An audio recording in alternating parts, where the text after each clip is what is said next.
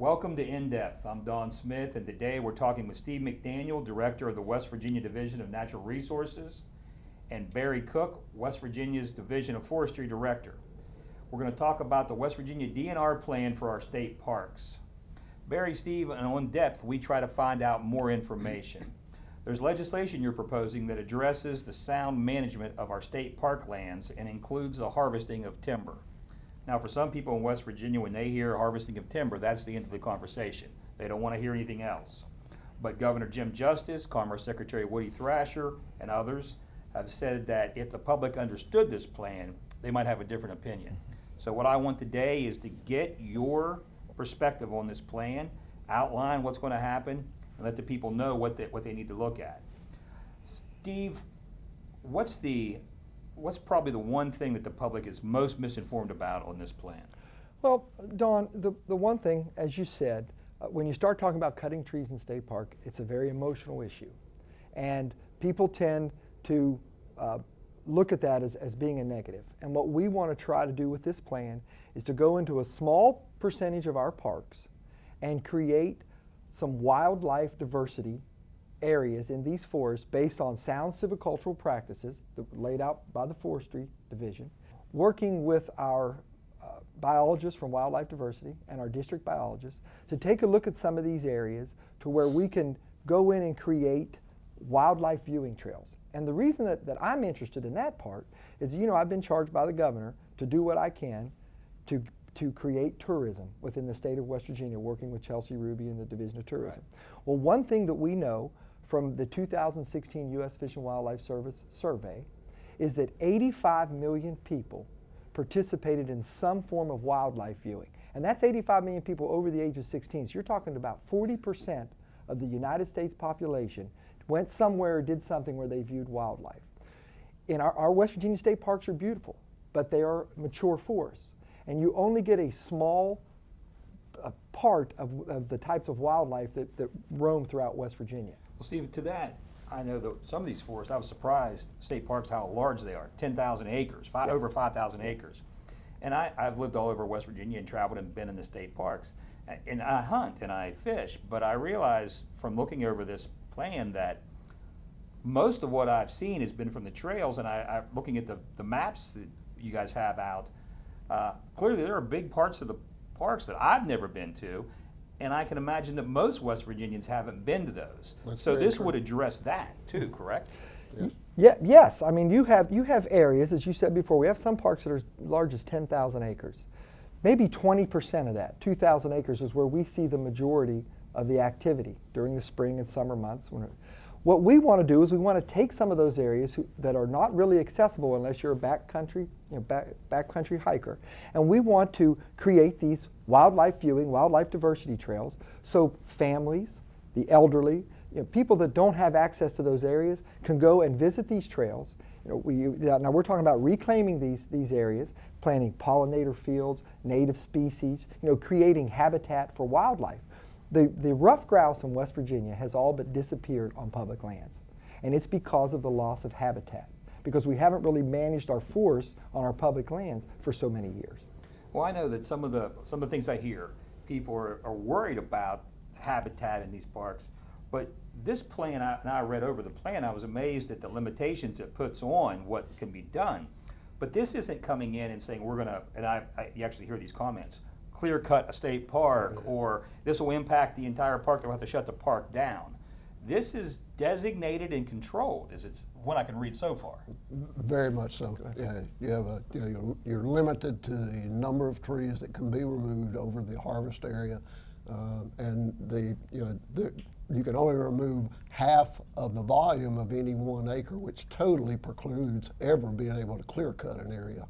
So that the public should be completely relieved that there will be absolutely no clear cutting in any state park. And Barry, this isn't, with a forest that large, a state park that large, you're not going to have to be in some of the key areas that are popular with the public now. Yeah, we have no intentions of doing that.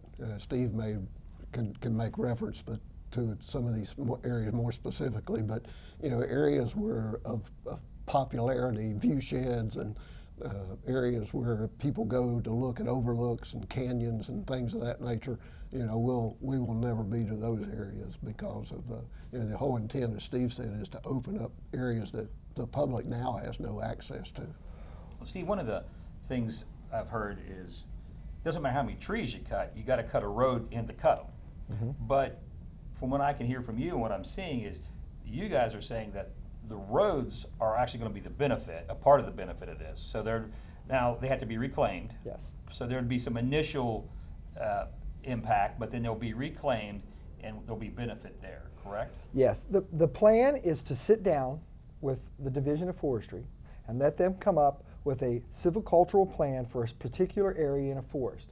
Then we'll bring in our biologists, our wildlife diversity biologists, our district wildlife biologists, and we'll work with forestry to choose these areas, choose what kinds of trees we want to cut.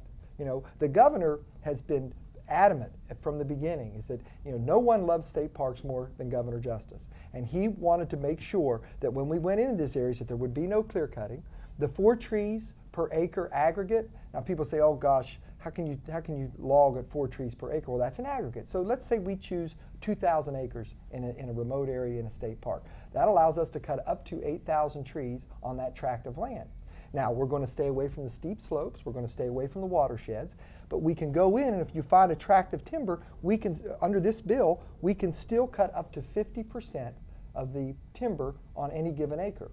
So that if you walk into a forest and you've got 50 red oak, beautiful red oak trees, when this is done, you're going to have over half of those there because there are other species that our wildlife biologists and our diverse people are going to want to take out that don't do the forest any good, like striped maple, and Barry can talk more about that. But we're going to go in, and the revenues, first and foremost, all the revenues that are created by the sale of these timbers will be put right back into creating these wildlife diversity trails. Because we're going to bring in professional trail building groups, and I'd love to show you some pictures sometime of what some of the savannas that we have created with some of our conservation friends, that after Barry's folks leave a logging area, they're just beautiful wildlife areas, and that's all we're trying to create with this. The replacement of the 50, if you cut 25 of the 50 trees, is that something you have to worry about, or is that nature? It can be both, but really hardwoods regenerate themselves naturally, either from seed source that's in the ground or through stump sprouts. The forests that exist in the state of West Virginia basically regenerated themselves naturally after the turn of the century and the harvesting that took place in the state. The reason we have the forest today is through natural regeneration. And gentlemen, you believe in the information. You have a website out. You have For Our Future, which is if you go to the WVDNR.gov website, you can go to the For Our Future and see some of the information.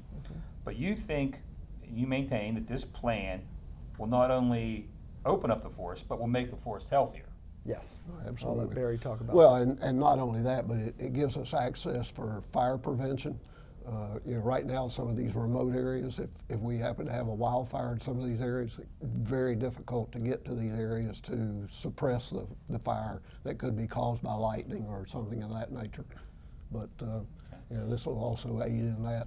And Barry, we talked a little earlier getting ready for this, and you pointed out that in a lot of these areas, the public would be surprised to get in. There are down trees, there are mature trees that have fallen, there are trees that areas that really aren't accessible because of things like that, and they're dangerous in some ways, for fires and for other things. Yes. Dawn, did you know that as the law states right now, what we can do in state parks, these hurricanes come through here. Hurricane Derecho came through back. We had over $100,000 worth of timber laying on the forest floor in one of our parks, and you know that we could not sell those to a logging company? They had to rot on the forest floor. If we couldn't cut them up and reuse them in the parks, we had to let them lay there and rot.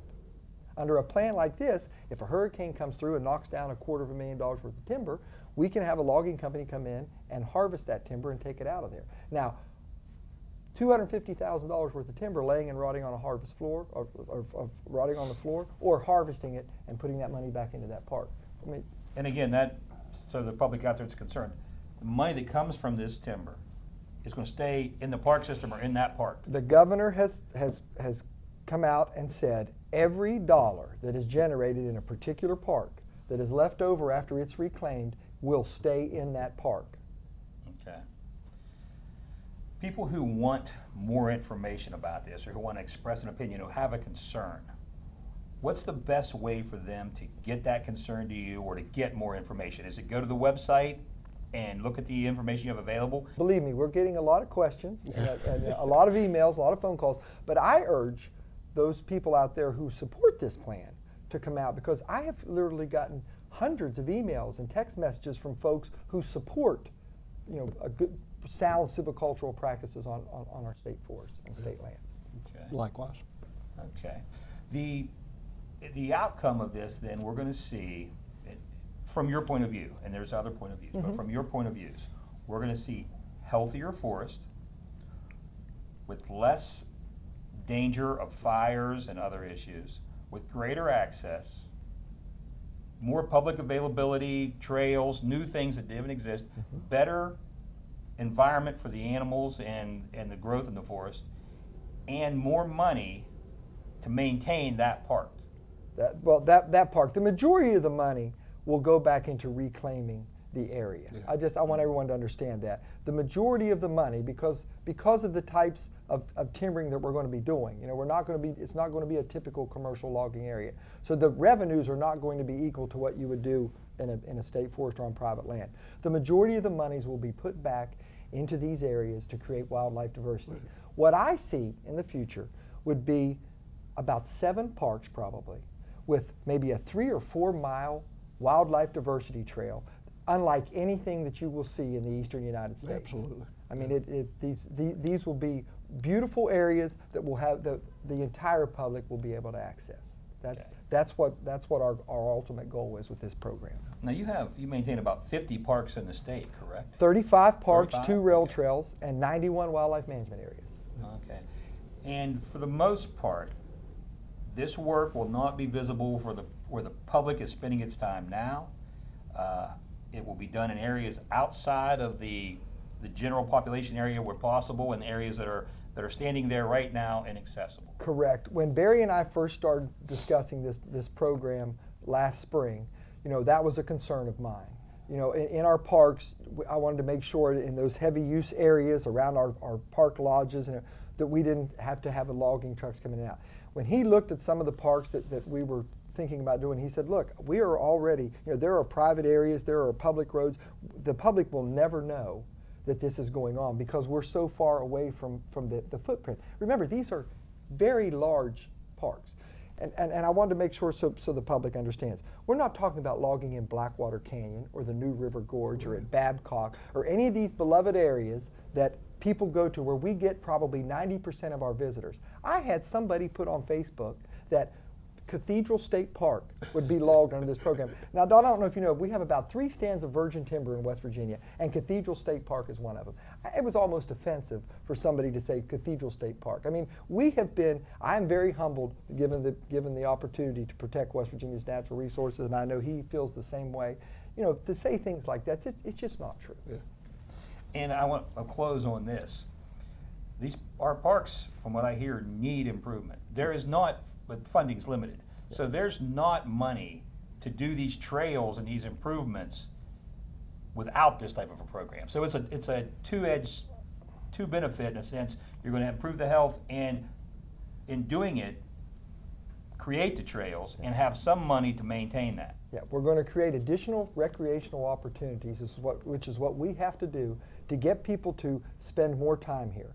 Chelsea Ruby will tell you our goal in West Virginia is to get over that little over 2 days per visitor. We want to get up to 4.5 days, which is the national average, and then that'll pull us out of 50th in tourism. We have to find ways to keep people here for longer periods, and this is just an opportunity for an additional recreation type facility. Okay. Well, gentlemen, I don't have to tell you that there are people out there who, regardless of what we're able to look at or you're able to explain as the benefits of the plan, won't support the plan. Absolutely. But we wanted to give you a chance to come in and talk about what the benefits are, to give the public more information, and to tell the public where to go get more information and how to comment. So we thank you for your time. We appreciate you being here. Thank you, Thank you, Don. Don. Thank you.